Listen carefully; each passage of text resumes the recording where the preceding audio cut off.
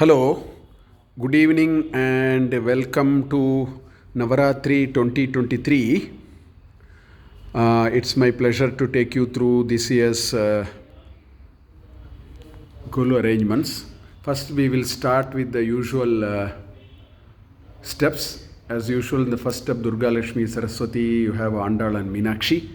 In the second step, we have the Dashavataram. There is a Krishna at the front and two tiny Golus on both sides. On the third step, we have the Kannappa story, Hanuman, we have Rajarajeshwari Darbar, Bala Tripura Sundari, and the Avayar story. In the fourth step, we have Hayagriva, Ayyappa, then our family deity, which we keep before we start the whole Golu. The Ambal is here for 9 days. And of course, Rama Pattabhisheka and Dakshina Murti. Coming to the fifth step, we have Ashtalakshmi, as you see here, that occupies the fifth step. And on the sixth step, we have Gurus. We have the musical trinity, Buddha, Sharada, and Adi Shankara with his Sishyas in the Sannidhi of Sharada. Ramalinga Adigalar, of course, then you have Meera, Bhakta Meera and Sai Baba. Then, of course, we have the usual, these traditional dolls. The last step, of course, we have the Chettiar and the Chettiarani with their grocery shop.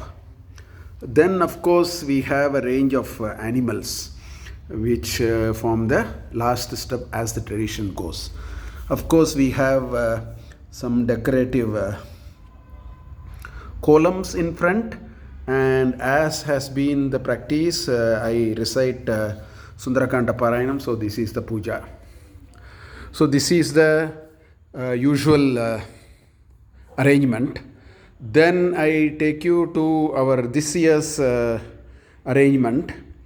This year the theme is Vratams. As we know, in the Sanatana Dharma tradition, our living practices are full of lot of cultural and religious practices. So what we have here is for every tithi there is a vratam, but we have chosen 6 out of the 15 tithis and narrated some stories here. So that is what here. Let me quickly take you through each of them. We will start with the first plate, which is Swarna Gauri Vratam. This is done on Tritiyai. As we see here, Swarna Gauri here. This is generally done by the ladies for unmarried girls and also those who are praying for good offsprings. Once the king Chandraprabha was hunting in the forest and on the banks of river Saraswati, he saw 2 girls doing this puja and he inquired about it, and they mentioned all these good things about this vratam. They also gave him the diksha, the vrata thread. So he comes home and then he tells it about the elder queen. She just threw she had no interest, she just threw it out, and moment it fell on a dry pot and a tree, it started blooming. So the second wife thought this must be very auspicious. So she takes the thread and wears it in her hand, and she does the vratam, and after that the king and the queen are having a subiksha, a good life. That's what this story actually conveys. The next is Chaturthi Vratam. As you all know, Ganesh Chaturthi Vratam. Here the story is once as Parvati is going to take bath, she made a turmeric thing which became the Ganapati, and she requested him to take care so that nobody comes while she is taking bath. But Shiva was about to come. He about to come from Kailash. This is Kailash. From that he is descending and coming. Before that, Nandi came, and this boy who is Ganapati did not allow. There was a big fight between Nandi and the boy. Later there was a fight with Shiva also, and in the process, the boy's head was chopped off. Rather, later when Parvati came, she mentioned it is her child only, and they took the north-facing sleeping animal, which is elephant. They took that head and then attached. That's how we have Ganapati, and then we do this Ganapati Vrata. Brahmacharis are supposed to do. That's very auspicious. Here is a Brahmachari doing this Ganesh Vrata. The third one is Pradosha Puja Mahima, which is done on Trayodashi. As we know, when the Samudra Matanam was happening, Mandara as the hill and Vasuki as the rope, when Halahala came out of it, the Devas and Asuras were horrified. They left and went away. So everybody prayed to Shiva, and Shiva sent his the Sundara, which is his own reflection. Sundara collects the Halahala Visha and gives it to Shiva, who is about to consume it. And because of the enormous heat and other things that emanated out of it, Nandi spread its tongue, as you see here, and protected all these devotees of Shiva standing there. And that's what this story is. Therefore, Shiva said on the Trayodashi day, Nandi has to be special puja and Aradhana must be done for Nandi, because he protected everyone. So that is what is being practiced. As you see here, in any temple you will find, particularly in Tamil Nadu, what you find is on Pradosha day, which is Trayodashi evening, twilight zone, 1 hour before sunset to 1 hour after sunset, they do special Abhisheka to Nandi, and then of course take Shiva and Parvati in a Pallaki, in a Rishabharuda posture, and take around. That is what you are seeing here.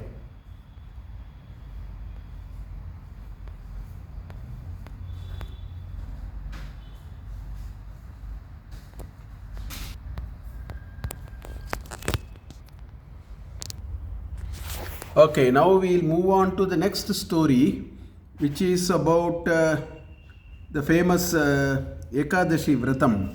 The story is, you have a king by name Rukmangata who was ruling the country, and he set out a rule. All those below 8 and above 80 and pregnant ladies and deceased people are exempted, but all others have to compulsorily follow Ekadashi Vratam, otherwise their head will be chopped off.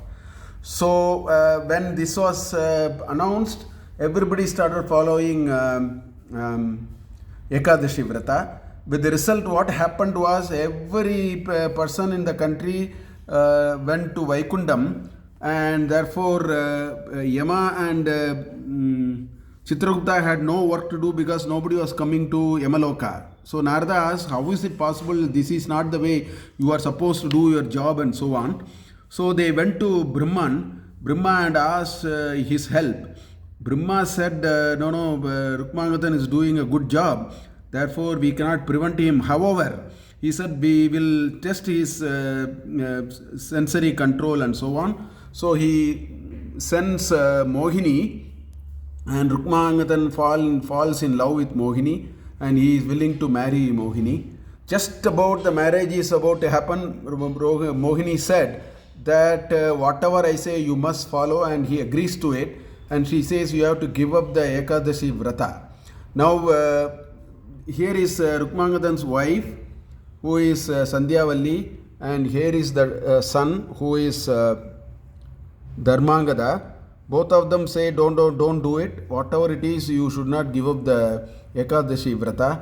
Then Mohini asked, in which case you cut your son's head, and he was ready to do it. At that stage, Vishnu comes and blesses him and so on. So, therefore, after that, he continued to do his Ekadashi Vrata. Here is the Ekadashi Vrata, Guru Ayappan, and all those are there. Actually, this entire story was told by Narada to Sanat Kumara. So, that is what is depicted here. So, this is the story of the Ekadashi Vrata. Now comes the next story, which is about the Ananta Padmanabha Vrata, which is done on a Chaturdashi day. This is a story narrated by Adisesha to a devotee, Vishnu devotee, and the story goes like this. There is an old Brahmin, and he had a daughter who was born as soon as the girl was born, the wife died away. So this girl grew up, and finally the Brahmin married this girl to sage Kaundinya, and since he had nothing to give, he gave sage some wheat flour. So it goes on. One day, when after the marriage, one day when this girl was going, she found that there are three ladies who are doing puja on the banks of the river, and they inquired. And then they said this is about the Ananta Padmanabha Vrata, which is to be done on the 14th Chaturdashi day, and they also gave her that hand tied that Diksha Vrata thread. So one day when sage Kaundinya happened to see that his wife is having this thread, he got annoyed. He said, how come you have it without my permission? He pulled out the thread and then threw it on the fire. After that, they have been going through a lot of suffering, and finally the sage Kaundinya realized it was a mistake that he did. He repented for the mistake and started doing the Ananta Padmanabha Vrata, and all his last glory came back to him. So this Vrata is practiced on the Chaturdasi day. We finally come to the last story here, which is the famous Satyanarayana Puja, which is very popular in Karnataka, Telugu and some parts of India also. This is done on a Purnami day. This story is very well known, so I will be very brief here.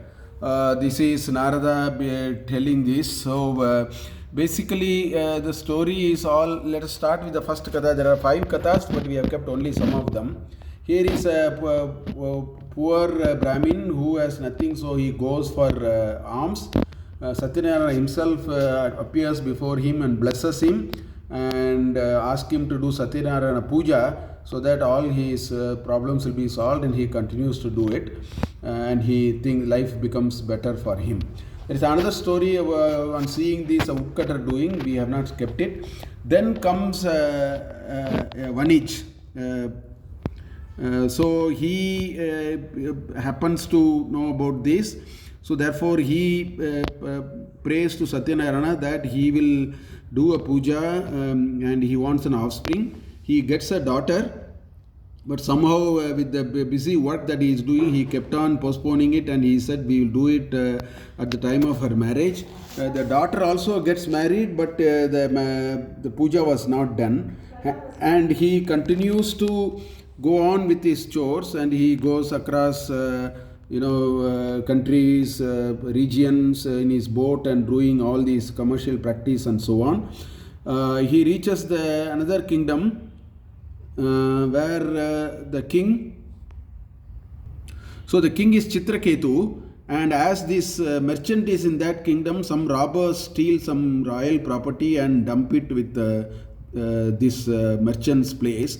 Therefore Chitraketu takes him and puts him into the jail. As you see here, he is put him into the jail.